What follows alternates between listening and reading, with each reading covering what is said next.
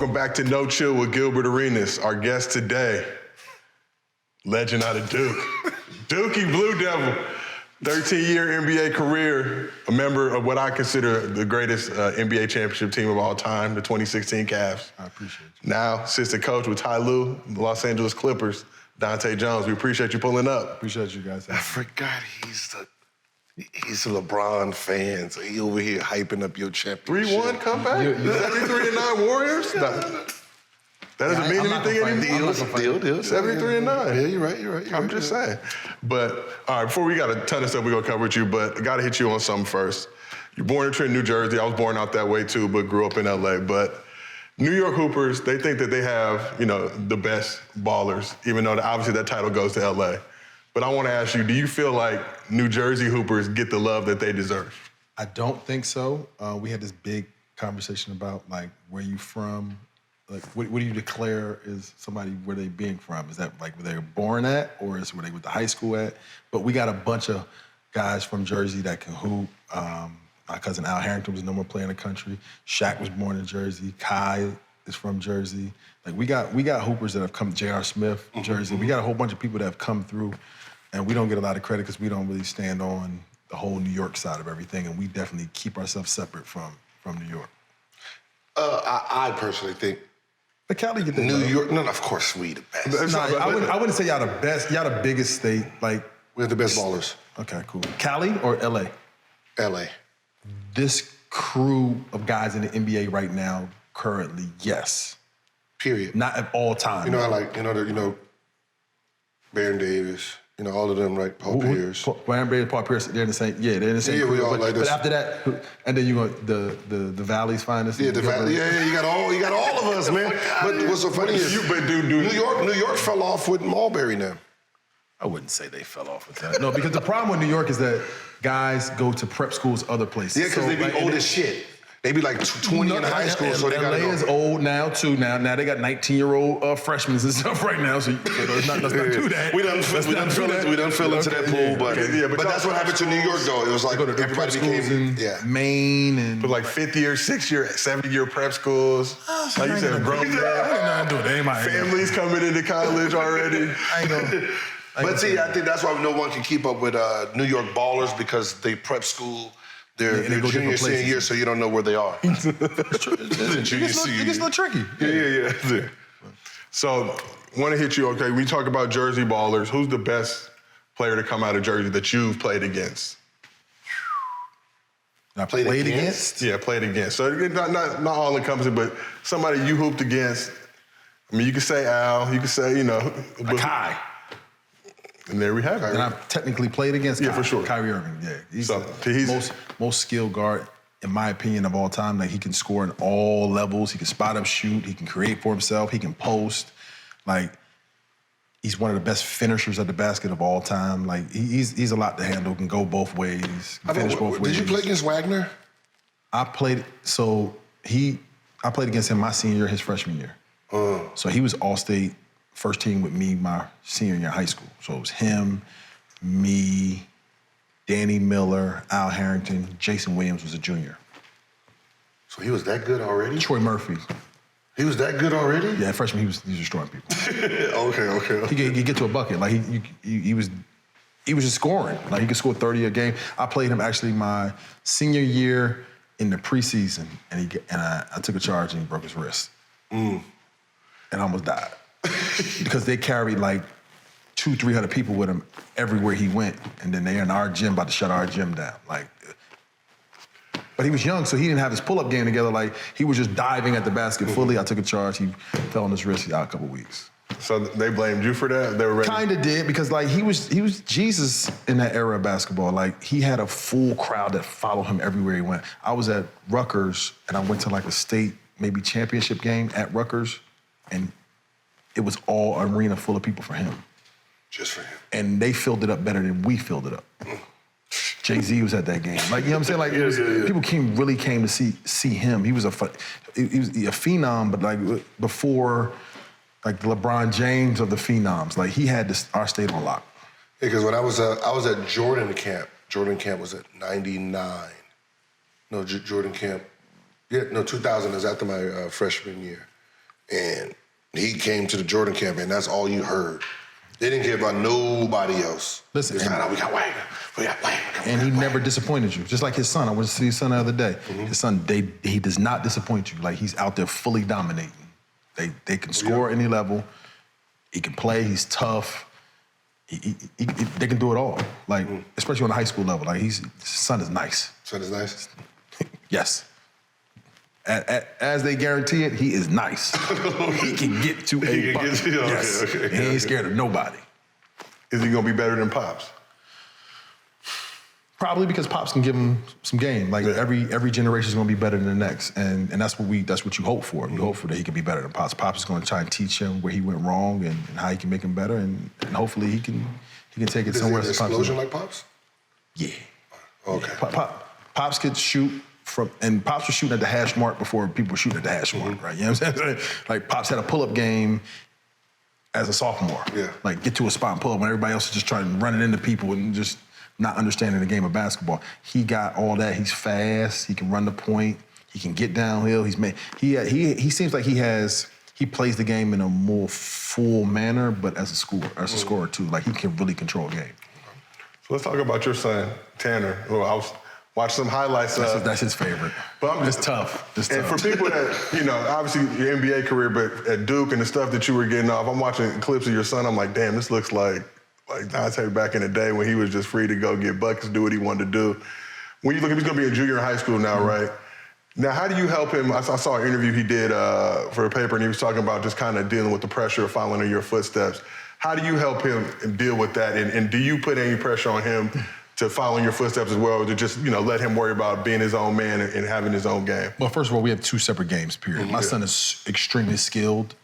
He can really shoot the ball. Facts. But you said you couldn't do it? I mean, no. He just he's been developed differently. Like, he's been playing basketball since he was in Pampers. Like, I remember he was like 18 months old, learning how to walk, and he's shooting on the wall of my room door. Like, he's been ingrained in basketball. Some of his first words were defense. Like, he's been in arenas his whole type of life. I didn't have that life. So he's been dribbling this ball and been, like, he's coming to YouTube era, been watching plays, learning how to play, been in NBA arenas, like, learning from different guys, been around Kai at an early age, been around Bron at an early age, like, seeing all this stuff. So his game is more mature than mine.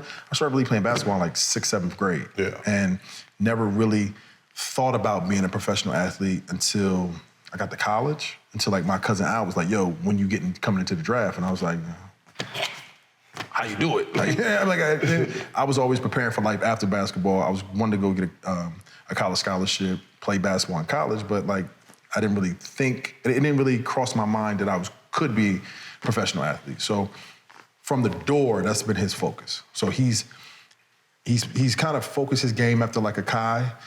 He can score, he can get downhill, he can really shoot it.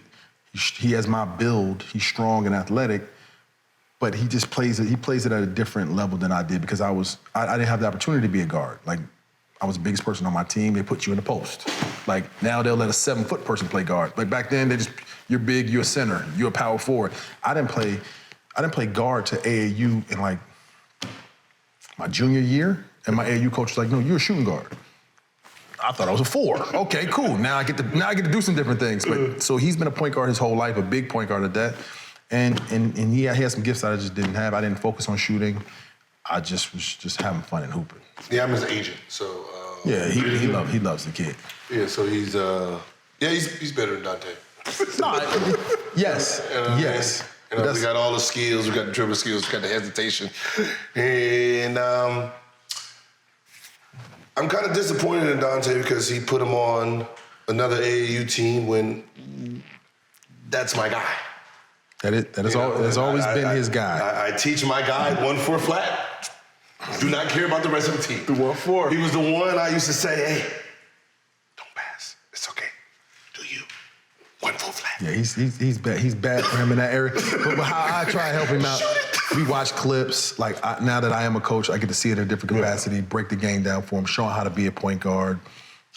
Just teach him different intricacies because it can get kind of boring because he plays in Missouri. So, like, he can dominate off his body. Mm-hmm. But now you're on the EYBL stage right now, and you're used to just being able to dominate people who now they're maybe bigger or faster than you. Now you have to like think with your mind, and you have different responsibilities. So now I get to be more hands-on because I also already have them during the summer. So what's it like for you, both of y'all, just seeing that world now, coming up, it was, regional, sectional, like you were playing with guys in the same area. Now you get an EYBL, dudes is jumping teams, you got trades, free agent. I mean, you got all this crazy stuff going on now with these leagues. I think, EYBL, all of that is just, it's a money play now, so it's not the same when we came up. Like the teams then were just all dominant players. Yeah. You know what I mean? It was, if you was a freshman and you was on that team, you was high level. Like just to be a freshman on a traveling team back then, you was nice as hell. There was no 15U, 16U, 16U gold, platinum, and hold back. It was just one team. And if you was nice, you made that team. If you didn't, see your ass next tryout, goddammit. See, I had a different experience. Being on the East Coast, like we only came and saw the West Coast for Vegas tournament. Yeah, like and the Bigfoot. Yeah, and maybe Pump and Run in Dominguez or something like that. So the first time I saw like Mike Miller, I was like, oh man, like I never had seen a 6'8" white guy that could like dunk and really shoot and like really be athletic. I was blown away because we don't just have those on the East Coast. But my team we had the same jersey, different short. Everybody had their own shorts and their own shoes. But like me and my cousin Al, and we had some dudes from around the way. And they were just putting us on the circuit. Like we did it. They could hoop. A bullshit team. We one of them. Like, but they could hoop. Non-matching shorts. But my coach Sandy Pione was like taking kids from his area and like taking care of them. So like Randy Foy was one of them. Like Kai was one of them. He had another big man. I can't remember his name before, but Al was one of his products. Like they were kids from around the way that he just put and showed them a different side of basketball. I would literally have to drive an hour and a half to go to practice every day. So my parents actually worked, New Jersey, my parents worked in New Brunswick. They would come back south home from work, and then we would go up to North Jersey to take me to practice twice a week. So that's then possibly like 3 hours of driving just to go and practice a day because we didn't have any AAU teams where I was from. Oh, so there was basically no. Yeah, so I found a team that was kind of had some sponsorship, was going a couple places and jumped on it. I didn't have a collection of like killers to go with. You probably had some kids that could really, really, really hoop. I'm 6'6", but I might be the third tallest dude on the team. I had me, Al. I'm trying to see the next person that played with me. Remember James Felton? No. 6'10" kid that went to St. John's. But nobody, I'm sorry. Rodney White. Okay, yeah. Rodney White. I had Rodney White for a couple of tournaments, but like Rodney was floating between DC and Philly. Like his family. So he was in DC Assault. But but his family structure kept changing, so he was in different places at that time. So he had us for a couple of tournaments. But we didn't have the resources. We didn't have. I was blown away when CMH had Jordan uniforms. No, we got it. Y'all was a poor AAU team. We got it. It was like a park league. So we didn't have what y'all had. Shit, I played with the K-Swiss squad. Which bro, you played with 40 stars too, though. And 40 had no gear. We had the matching unis, though. But then my senior year, since I graduated I was a 16-year-old senior and a 17. I graduated at 17. When I graduated, I started playing with the Tim Thomas players. So they started getting like really funding, and Tim was putting money behind them. So I got to play my age, but I'm technically going to college. So I got a little bit of that as a senior, but I didn't get the full brunt of everything because. But that's back then. Like I didn't really like DC Assault when they came in. DeMar Johnson, Kevin Lau, Majestic, and all. Yeah. So we had to play. We had to play what's the name with Ron Artest, Eric Barkley, Reggie Jesse, Riverside Church. Yeah. We had to play against them. Y'all got smacked. No, we actually competed with them. No. They're a year earlier than us. So got smacked. The teams that we had to compete with were like the Len Greers and the Rasul Butlers in Philly. The Philly team, Atlantic Celtics, probably. Atlanta Celtics. Yeah, what's the name? CMH. So they had Corey Maggette, Earl Watson, That was Mike Miller's on that squad Jerron too. Rush. Yeah. Like- They was a little older than me, so I didn't get to see that. Yeah, they were a little old, but then Jerron is my class, and Corleone Young is my class. Those are top 5 people in the country. Like, we got to see them. They have full funding and stuff. Their first team with Jordan uniforms. We was like, man, we don't know what we doing. Our team was when they had Tyson Chandler was a freshman, and then you had it was not a Cal State, it was Southern Cal All Stars. Yeah, the SoCal squad. It was Kenny Bruner, Jason Thompson, Tayshaun Prince, and then you had Jason Thomas. Okay. And then you had he was God. He was God in There was a football. kid out here on the West Side. And then the Jason Capel and was it Jason Capel? Yeah, out of that's over in your area. what's the name? DC had teams, but Virginia had teams. Virginia had teams too. Ronald Curry. Ronald Curry was on that Jason team. Capel, like they have full team. Boo Williams, they have. Yeah, but see, that's what I said. Full Okay, teams. so, but see, that's what I said back then. We had to play against them, but we didn't really have what they had. But we be that team that like you look at them like, yeah, we're gonna smack them, and then now you're in a full battle with us. But see, that's what I said. But now everyone spreads. Everyone spreads. So you have one guy on here, like you play against a team, you beat them by like 45, and you're like, you're an AAU team? Because a parent got mad, her son wasn't playing. Right. Now she want to create her own little team. Right. You know what I mean? And now There's so many AAU teams. There's so many AAU teams you now that it's just like, You could jump from AAU teams. Yeah, that's what they do. But we didn't have a Jump. full circuit. Like, I appreciate the circuit now where you can't really run. Like, you got to see these dudes every week. Like, they all in the same. Like, my first time being on the circuit EYL was like 2 weeks ago, and I was like, this is heaven. Because look at that court, and you see little DJ Wagner, and you get to see, like, oh, this is real. Like, it's basketball heaven for me, for a guy who you may go to a tournament, but that guy that you see ranked may not ever be there. Everybody in this gym, you could go to court 4 and see 3 dudes in the top 10, or another dude over there playing against them. Like, you got to see these people. You can't run. Yeah, see, that's how it was where, pump camp when, like, Carlos Boozer and them, like, because Carlos Boozer, he was the last, I thought he was a counselor, camp counselor. That's how big he was. Grown man he had like the bowl cut back then. Bro, like, I came like, hey, where's the lunch area? He was like, I'm looking for that too. How you not know where the lunch area? You work here. He's like, I don't work here, I'm a sophomore. Like, come here. Yeah. I called my dad. I went back to my room, called my dad, and said, "Yo, I don't think I'm gonna make it to the NBA." I just seen the real NBA player, man. That man was like 6'10", like he was big as hell. He an NBA player. Fast forward about 40 minutes. I'm walking in the gym. All I see is something go off the backboard. Carlos Boozer. Yeah, man. Break the rim. Blue. Yeah, but you don't get this, like, I was like, I never got to see him because why am I here? he was younger, but like you hear about stuff like that, and now these kids actually get to see it all. Like, you get to go on that court and see that dude. I remember Lamar Odom and Khalil Al-Amin on the same team, Long Island Panthers. They had a 7'1" dude too. So imagine that. You got a 6'11" guy who can handle the ball. You never seen that, and Khalil Al-Amin who controls the show. My next dude is 6'9", and it's me and Al. Just we gotta figure it out. Like, there was this dude. I don't know if he was good, bro. I don't know what happened to him. I went to ABCD camp. All right. Mm-hmm. They called him the refrigerator or the freezer, right? And I was like, why you got that nickname? He says, all I do is break glass. I said, wait, what? All I do is I just shatter the backboard. Big dude. All he had was kilo marks on his back. Because whenever he dunked, he broke and shattered the glass, and the glass cut him. See? Sure enough. It's like, dang. So I remember saying that. Like, Yeah, I'm going home. I didn't really think I was going to be a basketball player. Like, I thought I'd go to college and hoop, but like, you said DC Assault, Keith Bogans, DeMar Johnson, Yep. Kevin Lyde. Yep.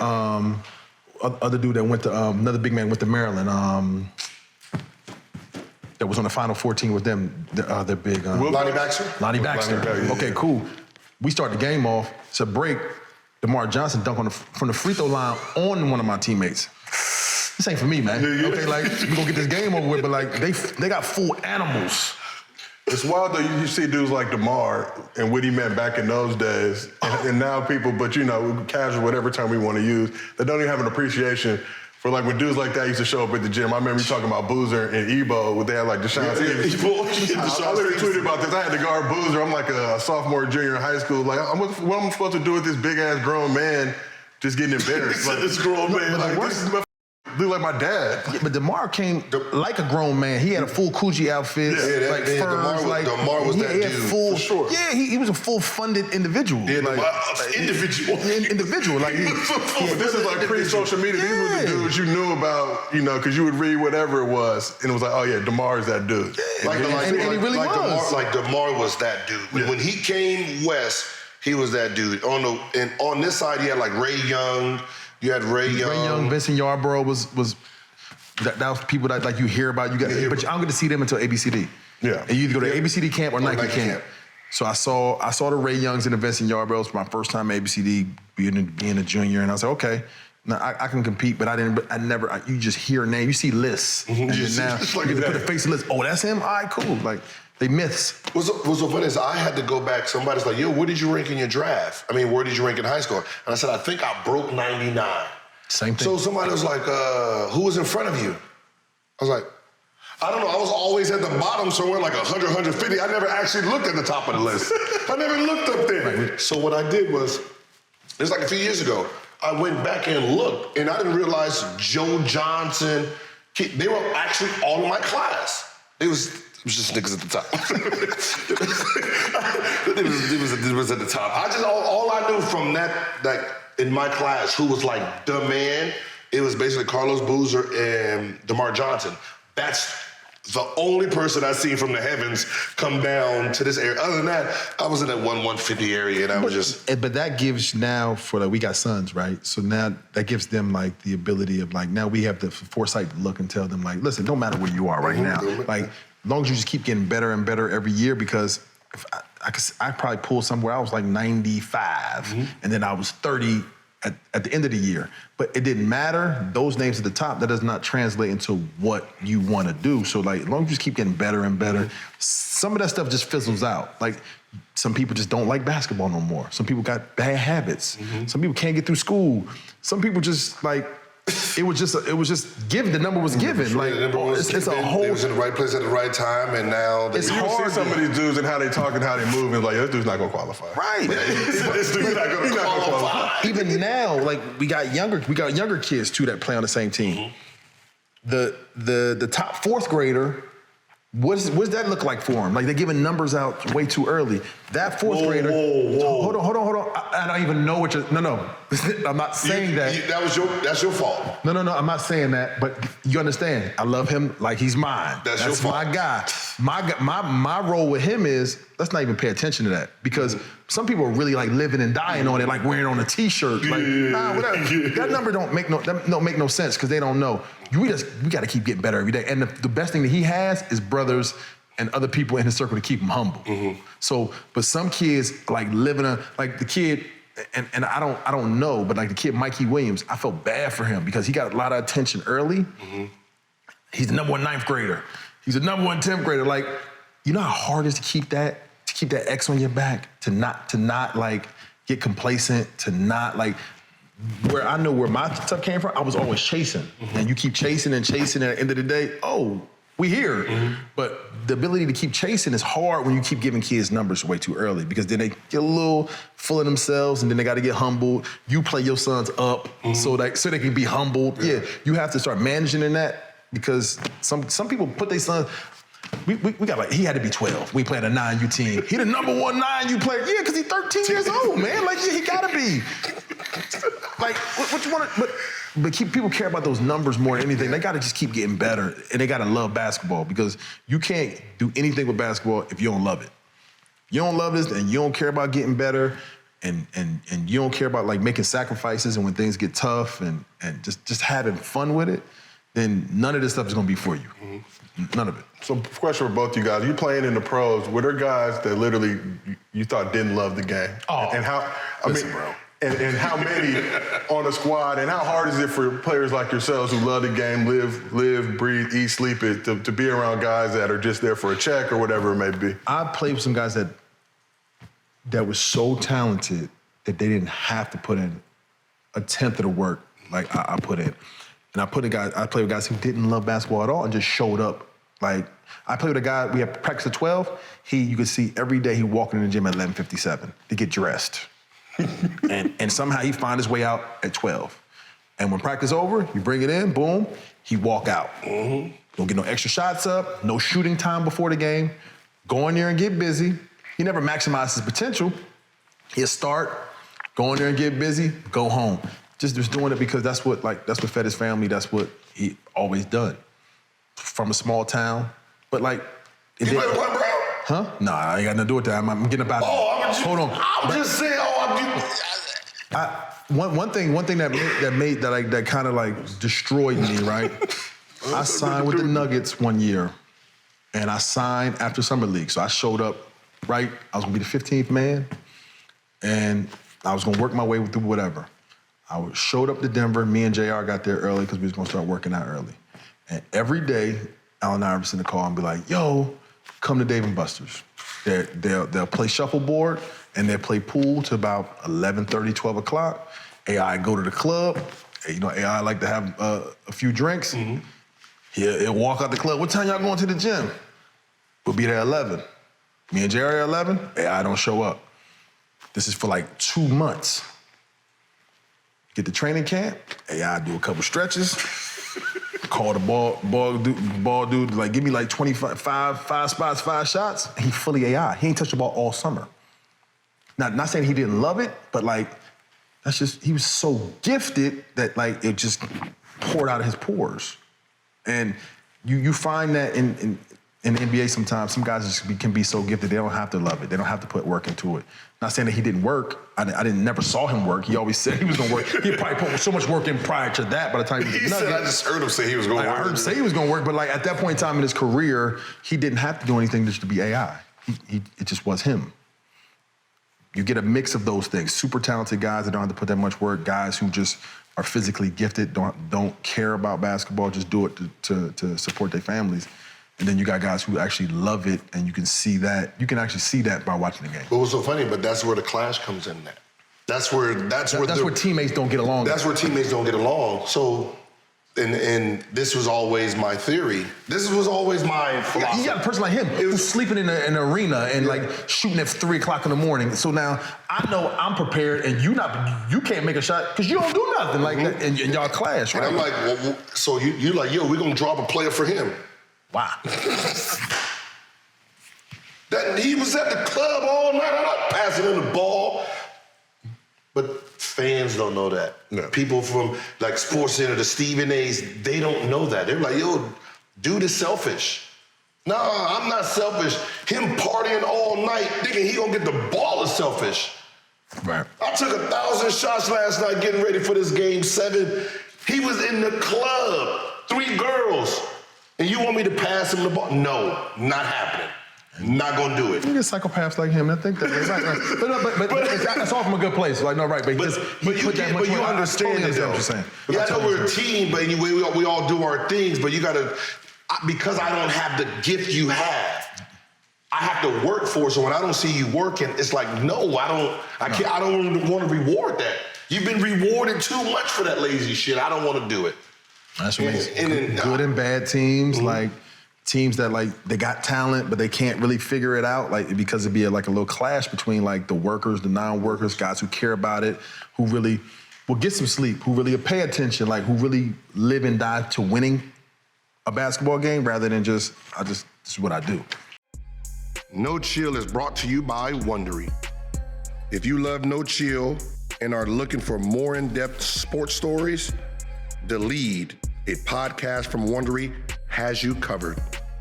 We love The Lead over here at No Chill. I give it a listen in the morning when I'm getting going for the day.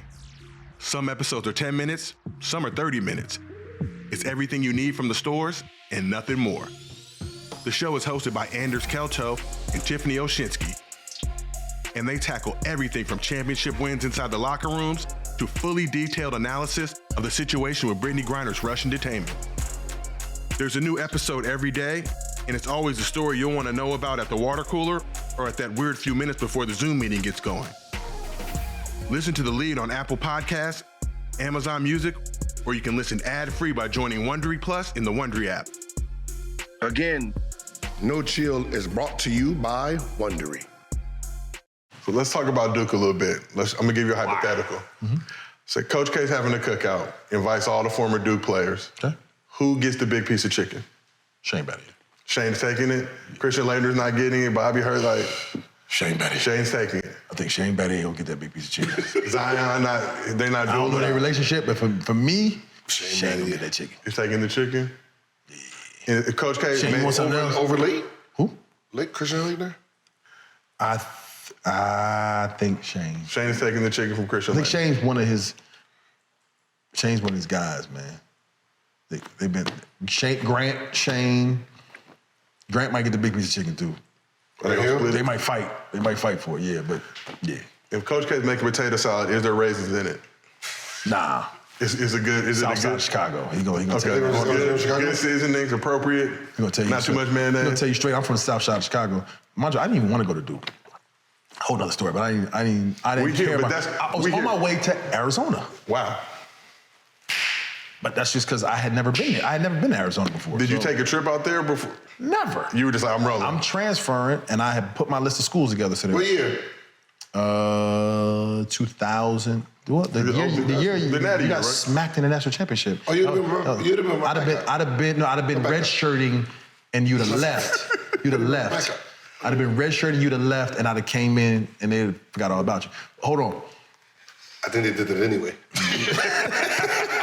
They wanted me gone. I mean, I was so bad. I was such a terrible, terrible student. It's like, Gil, you should just go on the draft. Y'all had the fresh shoes and stuff. Like I was going all places that had gear. Duke, Carolina, Arizona, Cincinnati, Georgia Tech, Paul Hewitt, like somebody I was looking at, and then I didn't know nothing about Oregon at that point in time. But I had a fifth school, and Duke called, and my pops was like, "Yeah, you gonna take a visit to Duke?" And I was like, "Nah, I ain't." And my pops was a person of few words, don't talk that much. He was like, "Nah, you gonna take a visit to Duke?" So I tried to be a jerk and take my visit first, and then didn't take no other visits. Because Coach K got me in there, started at South Side of Chicago. I already know what you're thinking. I got 8 McDonald's All-Americans. Where do you fit at? I don't care about none of them. You play hard, like you work your way into it. And he kind of like fed like what I wanted to hear. Like I could earn my way in. I didn't care about like, oh, you gonna be a starter or not. I just knew that I wanted to compete. I wanted to see how good I really was. I didn't want no type of slot or tell me what you're gonna do for me. I wanted to earn something. And he told me all that. And I was like, okay, I had my mama ship my stuff in. Can I start summer school? He locked me in the office. He gassed me to death. But it wasn't gas. It was everything he promised he delivered on. And I had the same notion about Coach K that most people do. Like they look at him and their perception is one way from watching the game and what the media says about him. He's a total opposite. One of the best human beings I've ever had. My grandfather wasn't alive at that point in time, so he was like more of like a grandfather figure. He taught, he cared, like he was hard on me, like he did everything to get the most out of me. And like You said Coach K, right? yeah. Coach K was dope. My mama hates him. My mama doesn't hate him. My mama's mad at him to this day, but because as a coach, I start understanding why he was doing what he was doing. He figures out every player. We connected. He figured out every player. Me and your mama connect. And he found out what makes them tick. So he knew I could take constructive criticism. He knew I could take being yelled at. He knew he could yell through me to get to Gil, because he couldn't really yell at Gil because Gil may be a little sensitive. So he had to probably coddle Gil if Gil was one of his guys. But he would treat each individual as the one, not group accountability. Like, y'all need to be better. No, you got to be better. You got to be more of a leader. And he would never congratulate me because every time he congratulate me, I would just like start floating. But if he attacked me, he might see me take to another level. And then he attacked me again, another level. And he's like, I'm just gonna see how far this can go with this kid. And that's when you see. You got tortured. But you challenge your players, like see how good you could be. I didn't get tortured. No, he never took it. He never was disrespectful, by no means. But my mom would come to a practice. Mama knows best. Mom would come to a practice and say, like, why are you always yelling at him? Because he's capable of more. He tells straight to her face, he's capable of more. I didn't like him. Why? Because he didn't recruit you? No. Can't be that guy. No. Can't get it, because you couldn't. 2006 USA basketball. I called this man on 4th of July to congratulate him. Hey, thank you, Coach. Happy 4th of July. I did that. I mean, you know me. Happy 4th. You know, I'm trying to put a brown nose. You know, hey, you know, whatever you need, I'm gonna throw my ego away. You know, if you need defense, you need this. I'll sacrifice for the betterment of the country. USA. For your country? All that stupid shit. All that stupid shit hung up. Yeah, he gonna play me. You get no minutes? Man, this is how. Hell no, I ain't get no minutes. But you know me. You know, like, they got Braun on one team, Chris Paul on one team, D Wade on one team, Chris Bosh on one team, Melo on team. I have Mike. I got Brad Miller, Antoine, Kirk Heinrich, Shane Battier. So you know how I'm getting down. I don't have to pass the ball. And he went with that. Ever. So we playing against them, he mad at them for giving me the ball the whole time. It's like he personally has something against me. So we playing in 21, I got 18 of our 21. They trying to win. It's like, yo, why y'all keep passing him the ball? He's our best scorer.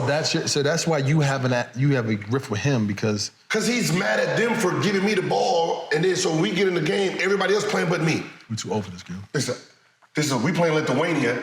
He subs me in. 3 straight backs. Bop, bop, bop. Sub me out. Sub me out. Who you sub you out for though? I don't give a all I felt. You know. It maybe like a D Wade, CP. No. If Brad Miller came in for you, you get to be mad. No, it was Bruce Bowen. No, ain't but Bruce. Bruce. You should feel disrespect. Hey boy, you keep. Hey, listen. You know how you ball and soak. Look, I got three straight buckets. Like I got in, shot. I did one of those.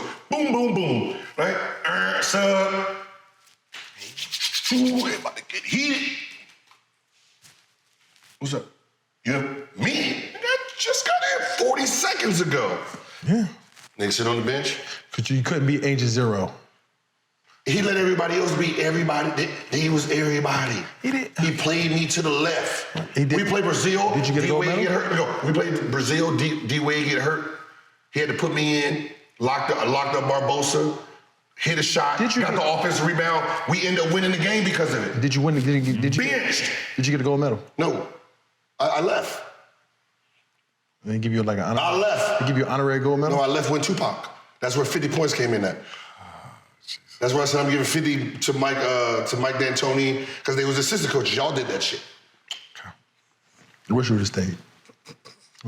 Hey, we got to fight through adversity. What the hell am I going to say? We got to fight through adversity. I'm sitting behind Bruce Bowen and everybody. And which one you're right, okay? Shane Battier over there getting all this playing time. Hell no. But I was part of like that Nike, Adidas, they was playing that bullshit. But no. I wasn't there for it. I can't take that for him. If I had he was good to me. If I had one, if they said, but you can go and play one game, I give you amazing needs for one game, and you can pick the game to play in. It won't be no championship game. Be against that motherfucker right there. It'll be against him. Say that one game for you and your prime versus Coach K. I would not change. I would not let you can play any game you want in your to take back. It'll be against Coach K, that championship game. And I would never pass the ball again. I would never pass. I would swear to God I wouldn't pass it. You need help. We can lose by 100. I'm going to have 100. You need help. So your mama was right. Nah. She was right. Coach K and Coach O, they got a beef? They cool? No, we all got beef, man. All beef with Coach K? Whole state of Arizona on site. Babe? I was supposed to whoop your ass as soon as you sat down, to be honest. You still holding down? Cool. You still holding down? Because y'all got walked down? Listen, there's a lot I was there. You was there. I watched it. Like, you got walked down. Like, you got walked down. We was the same place. I didn't pass it to Dunleavy when we played just because of that. It's not our fault, man. Y'all got walked down. It happened. Some legendary stuff happened, man. You was on the wrong side of it. Let that go, man. We friends now. I know we friends. Let it go.